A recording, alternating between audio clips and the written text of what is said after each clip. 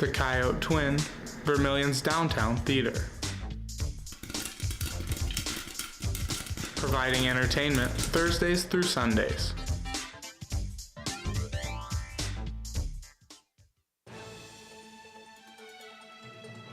Students with behavioral issues in local schools. We'll have that and more coming up. Coyote News starts right now. The voting for the Music Museum continues. Welcome to Coyote News. I'm Kylie Moore. And I'm Cindy Colin. We'll also take a look at upcoming events happening on campus. But first, a new House bill could change the way behavior is managed in South Dakota schools.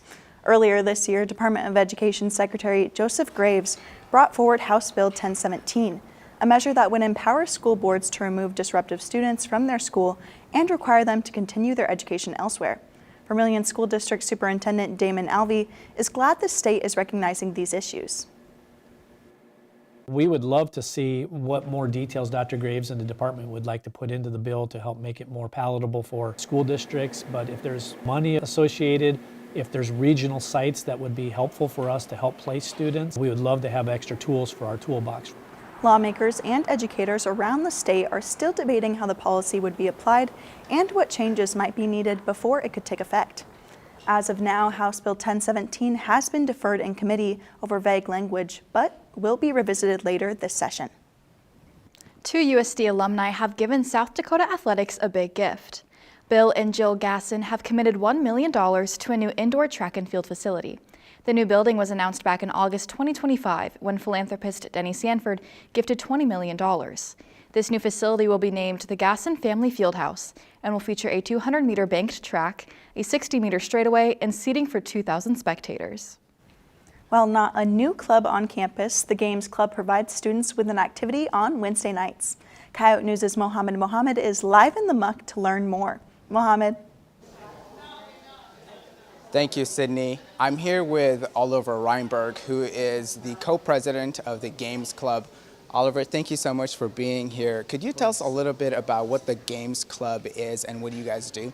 Yeah, so Games Club is actually an acronym. It is the Gaming and Mindless Entertainment Society. We have been around for almost 4 decades now, and we meet every Wednesday night to play board games, card games, and TTRPGs, just build community and have a ton of fun around these amazing creative activities.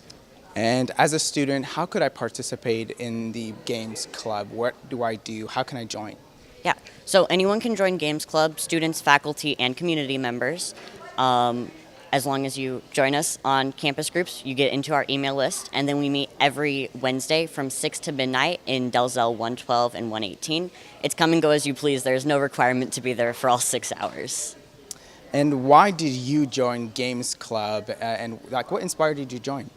I joined Games Club because I grew up playing games with my dad. I was homeschooled for a few years, and he taught me how to play Dungeons and Dragons, and I just know how it creates skills of creative problem solving and creating storylines, as well as just the great community that I found through it. There's a whole diverse range of people from all majors, minors, from all walks of life that come and join this club. It's just a great place. I found some of my greatest friends through it, and it's also provided great leadership skills for me. All right, what type of events do you guys have planned this semester that students could be looking forward to? So our main events are our weekly club meetings, as they are 6 hours long, but we actually, not this past weekend, but the weekend before, hosted our 34th annual VerminCon, which is the tabletop and board gaming convention here in Vermilion. We were up in the muck from Friday to Sunday for 36 hours of board gaming. Thank you, Oliver, for joining us. Reporting from the muck for Coyote News, I'm Mohammed Mohammed. Thanks, Mohammed. Again, if you're interested in playing some games, you can head to Delzell 118. Last week, we told you how the National Music Museum was nominated as a finalist for USA Today's Top 10 Music Museums in the country. There is still time to vote for the museum. You can vote every single day until Monday, February 9th. For anyone interested in voting, head to the Music Museum's website for more details. It's award season, and that means more than just the Grammys. USD's esports team is hosting their own award show, and you can decide the winners. Esports' second annual Stars in Gaming Awards show has opened their voting. Students can scan the QR code on the screen or visit bit.ly/starsingaming to vote for their favorite gaming titles of 2025. Voting ends on the 11th, and winners will be announced at an awards show on the 12th at 5 o'clock in the Esports Arena. What really is love? That question and many more is the topic of discussion at next week's What is Love Valentine's Day panel. A panel of professors will attempt to come up with a unified theory of love and answer questions. The panel is next Tuesday at 6 in Farber Hall and will include free snacks and the chance to win prizes. Coming up after the break, local athletes hosted a sports day clinic. You're watching Coyote News. Margaret Cottle is a USD psychology major with a minor in arts and health. I like that I can combine both psychology and art and study two things that I love. I get a lot of satisfaction out of using non-medical treatments such as arts to promote people's wellness and provide therapeutic activities for people. I like watching Coyote News because I feel like it's very authentic and it keeps me up to date of what's going on around campus. I really enjoy the live Q&As and those kind of fun little looks into student life.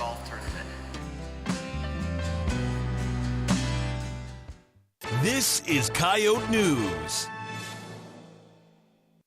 Tomorrow afternoon, USD is hosting a ribbon cutting for the newly renovated archaeology lab in East Hall.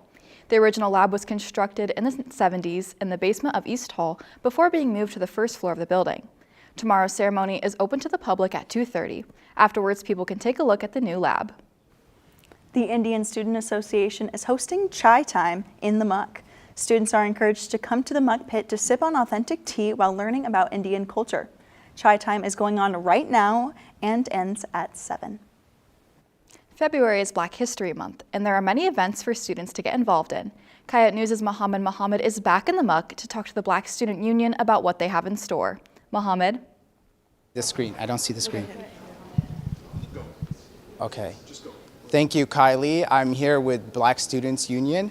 Thank you, Zena, Josh, and Nadia for being here. Could you guys tell us a little bit about the significance of this year's Black History Month? What's the significance of this year's observance? Yeah, so this is actually the 100th year that it's nationally celebrated in the United States. So we just wanted to go ahead with that and truly push out so many events that celebrated Black culture within both Vermilion and the United States. And could you tell us a little bit about what you guys have planned for students this month? Yeah, so we have a lot planned this month. We have our Unity Week this week, so we have a lot of different collabs with a lot of different organizations, finishing our week with Unity Ball on Saturday. And then we'll have an open mic night on February 12th. February 17th is a trivia night, and then we have a Black History Month basketball game on the 25th. Okay, so you just mentioned the Unity Ball. How could I obtain a ticket? What's the dress code? Could you tell us a little bit about that? Yeah, tickets are all on our Instagram, usd.bsu. You can find the QR code on the Instagram as well. Tickets are free for all students and all community members. Come by, there'll be food, games, music.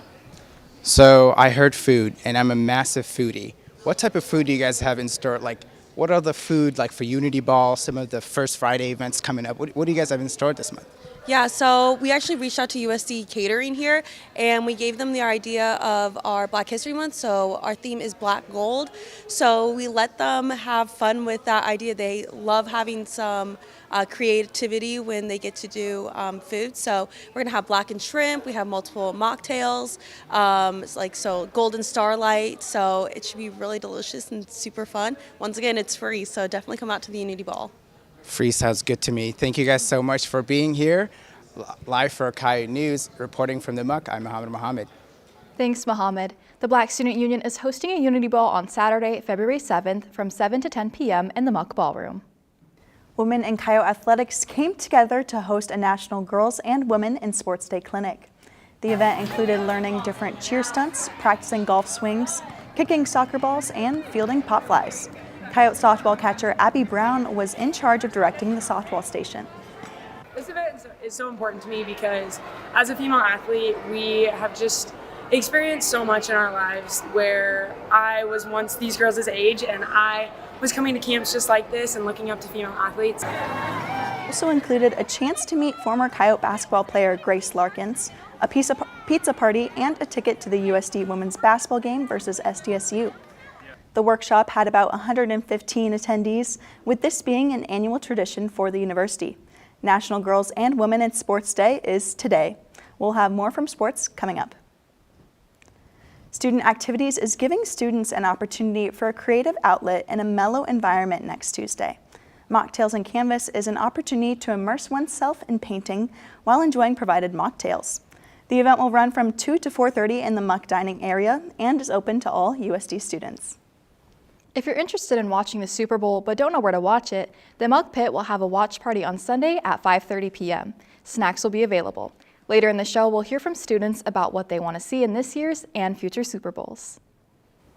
Next on Coyote Sports, women's basketball takes on in-state rival SDSU. And Swim and Dive has their last meet before the Summit League Championships. Vermilion Farmers Market welcomes everyone in the community, from shoppers to vendors, nonprofits, and even pets. Each market day features fresh flavors, unique finds, and friendly faces. The vendors offer a wide range of products, including meats, bread, vegetables, and crafts. The market's mission is to support local agriculture by providing access to homegrown goods all year long for the community. Join us on selected Saturdays at the Clay County 4-H Center.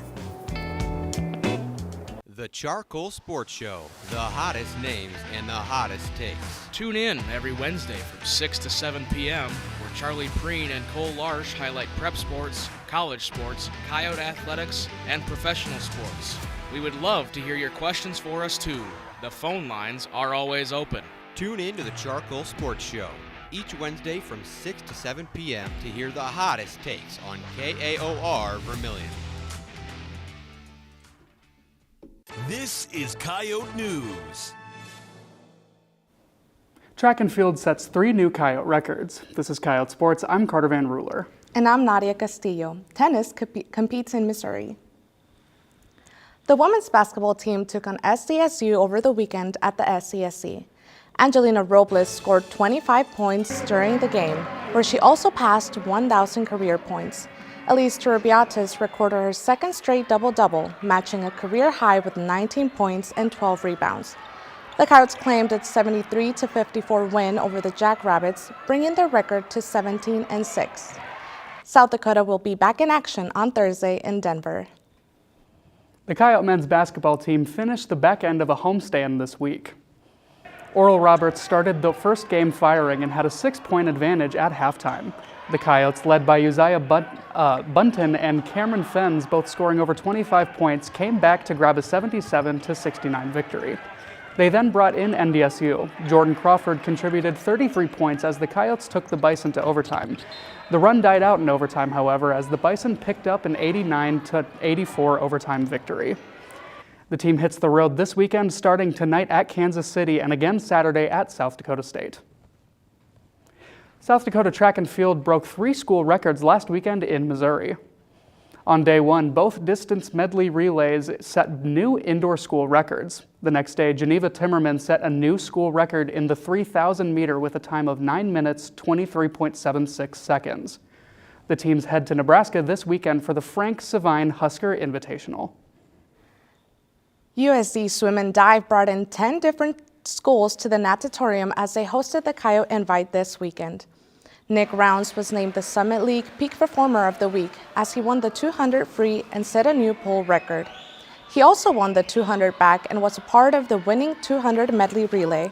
In total, the Coyotes won 18 events and broke 12 pool records. The Coyotes now set their eyes on the Summit League Championships taking place February 18th to the 21st in Iowa. Coyote News' Alyssa Bott is live in the muck with the Summit League Women's Field Peak Performer of the Week. Alyssa? Thanks, Nadia. I'm here with Marlene Mula. Marlene, how did it feel to get 14-11 and first place over the weekend? To be honest, it felt really good. I've been waiting that for a long time, so yeah, it felt really good. What has your training looked like leading up to this moment? To be honest, I was a little bit behind schedule because I went to Outdoor World Championship, so I was a little bit behind the schedule, but now I'm catching up, so been doing a lot of running, a lot of lifting, and a lot of jumping. So, What are your goals moving forward? I would say like jumping higher and just like enjoying the progress. So, Do you have a specific moment from your track career that is memorable? I would say it's still, I think it was my sophomore year. We had conference in the Dome, so we won both men and women, and I PR jumped 4:55 as well. So I think that's one of the best memories. We jumped into the pool after, and yeah, that's a good memory. Why was that moment memorable? I would say just because we both won, men's and women's team, and it was just such a good like team moment. So yeah. Thank you, Marlene. Reporting live from the Muck, I'm Alyssa Bach. Thanks, Alyssa. Her vault of 14 feet 11 inches is the third highest in the NCAA this season. The Coyote tennis team competed in Missouri over the weekend, where they lost 5-2 to Missouri State, but came back and beat Bradley 4-3. Selena Bird, Cassie Mara, and Keta Shavashvili each claimed wins in the singles competition. Mara and Bird swept the competition on Sunday, earning a win in their doubles match as well. USD will play in Sioux Falls this weekend against Montana.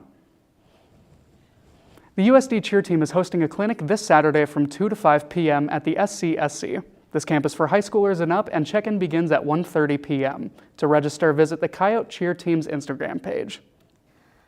Vermilion High School basketball hosted a doubleheader against Beersford last night. Taylor Rivers led the team with a 37-point performance to secure a 74-56 win. The boys also found success scoring the first 14 points of the game and picking up a 64-34 victory. The teams have another doubleheader scheduled tomorrow against Gayville Volland starting at 5:45 p.m. The Summit League announced their 2026 women's golf preseason poll. South Dakota was picked to finish third behind Denver and Oral Roberts. Ella Greenberg was noted as the Coyotes player to watch with 3 top 5 finishes in the fall. The USD softball team has been picked to finish 4th in the Summit League this season. Peyton Paulson was picked as the Coyotes pitcher to watch and Delaney White as the player to watch. The season kicks off this weekend in Texas at the Bearcat Classic. That's it for Coyote Sports. When we come back, we ask students what they like about the Super Bowl. Stay with us. I made a new friend today. The end. Every day counts. Many students miss school and fall behind. Okay, remember yesterday when we were talking about the bridge to Terabithia? We're going to talk about the setting today. Missing just a few days can lead to falling behind and always feeling like you're trying to catch back up. Set in the country, and it has a very conservative... Regular attendance leads to a better future and better opportunities.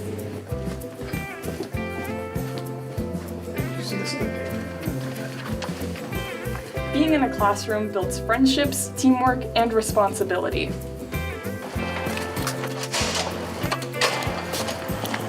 Show up. Stay engaged. Your future depends on it.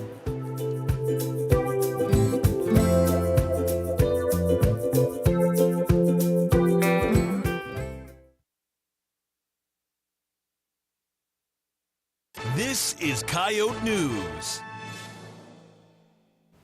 Monday was Groundhog's Day, which meant Punxsutawney Phil gave his prediction for the season's weather. This year marked the Groundhog's 140th year of predicting the coming of spring. To the disappointment of many, Phil predicted 6 more weeks of winter. Although if you're hoping for an early spring, don't give up hope just yet, as meteorologists have determined that Phil's predictions have only been correct 35% of the time. The Super Bowl is the most watched TV program each year, and everyone watches for their own reason. We asked our Instagram followers, what's their favorite part of the Super Bowl? Now, me personally, I'm there for the food. I like snacking on chips, watching the commercials, but I would say food is my favorite part. I would say mine is definitely the halftime show. I love to see what new things are involved every single year. Let's see what the people had to say. 30% for food? I'll agree with them. Follow our Instagram page for more weekly polls.